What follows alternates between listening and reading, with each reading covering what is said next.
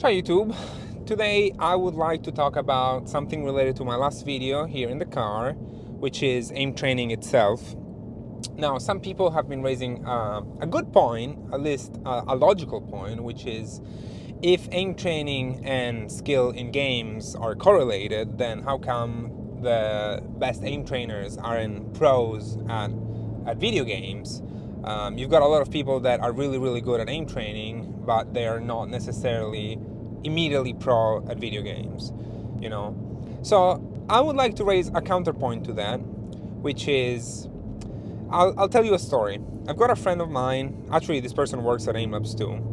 He goes to the gym with me, and he has recently also picked up volleyball.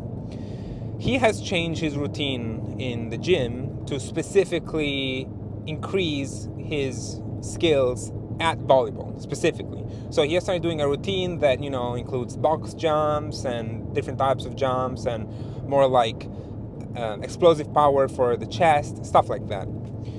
So, has he been seeing improvements in the volleyball court? Yes, he has, for sure. He has said that when he took a break from the gym, for example, and went back to volleyball, he could see that he was just not performing as well, he wasn't jumping as high, and he was even compensating for a lot of his lack of specific volleyball skills because he has just started with the extra athleticism that he got from the gym.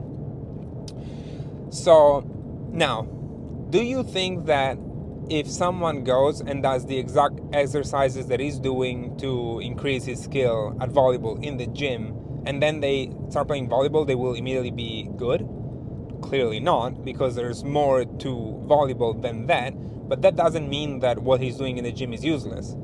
Sometimes I just say if that it's a wrong analogy, because that would mean that powerlifters then would be the very best at any sport, and that's just not the case, Same way, an aim trainer main is someone that has really mastered those movements and has really over-indexed on specific tasks and learning all of the strategies to maximize their score, kind of like a power lifter will, bench with a very arched back and stuff like that. And they're maximizing their strength, but it doesn't mean that they're maximizing functional strength. Because, first of all, aim trainer mains sometimes are not training their aim with routines, like I said in the other video, where they're just focusing on, a specific daily improvement routine, where they're measuring their progressive overload and increasing and targeting their weaknesses and having a routine that is specific to their needs and game.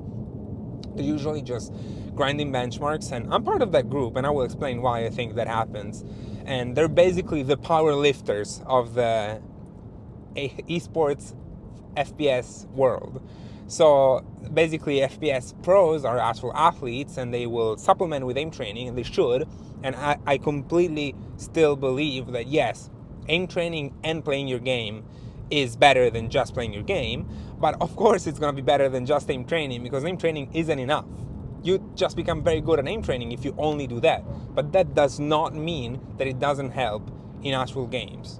So I would like to explain now, why do people then even do this maining aim training thing? And for me, I think, though, like I've talked to many other aim trainer mains, the thing is, aim training as its own thing kind of has the benefit that it scratches that competitive itch without having to deal with a lot of complications. So I spent years trying to be an actual pro, and I got to a point where I was salaried. I had a salary to be a pro, so one could say that my job was just playing competitively, and I played LAN tournaments internationally, and I traveled and all of that.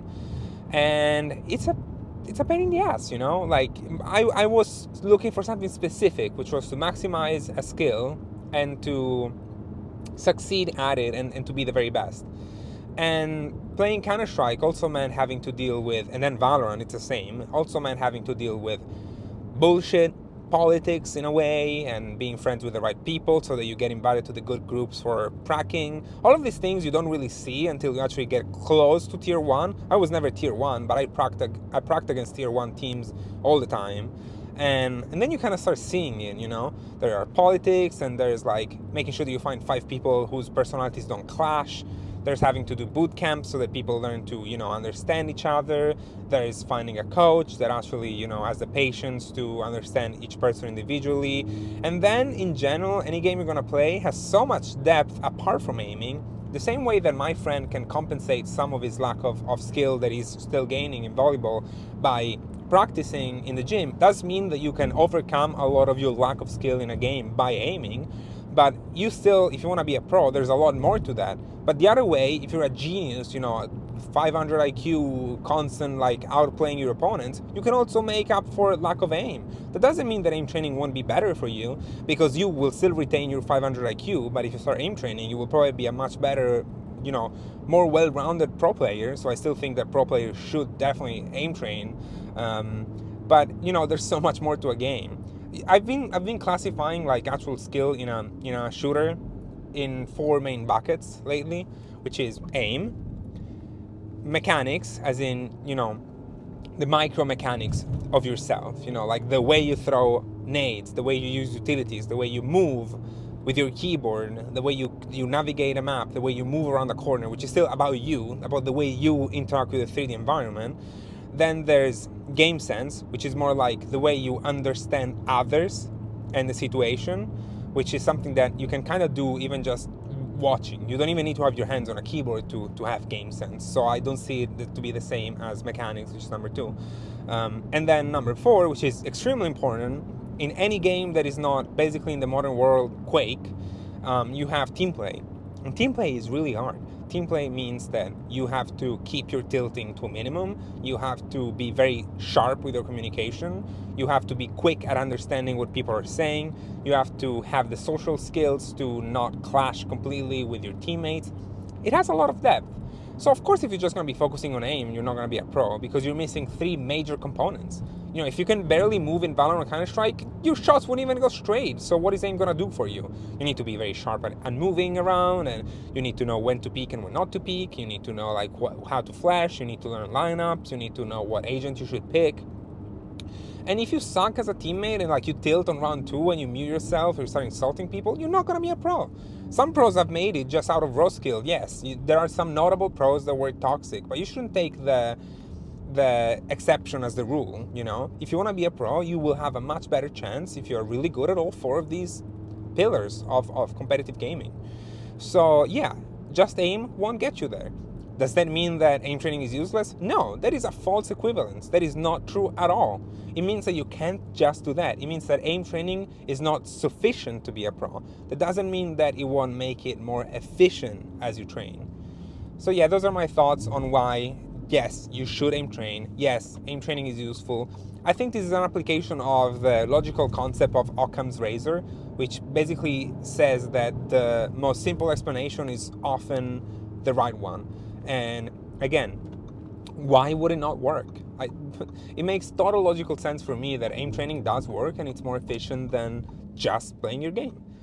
So yes, please do aim train, but do it in a mindful way. Get the right routine, experiment, really think about your training. That's the most important thing. You can't just go to the gym and start picking up weights and it won't do anything for you.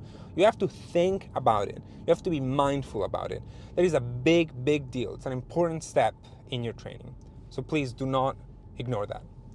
All right, I got to my destination right in time, and I'll see you soon.